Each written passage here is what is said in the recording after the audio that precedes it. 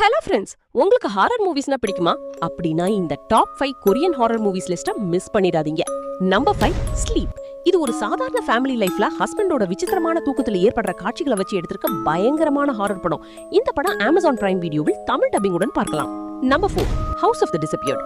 ஒரு மர்மமான வீடு, அது ரிலேட்டடா நடக்கிற அதிர்ச்சி சம்பவங்களும் பல வருடங்களாக மறைஞ்சிருக்கும் ரகசியங்களும் இந்த படத்தோட ஹைலைட்.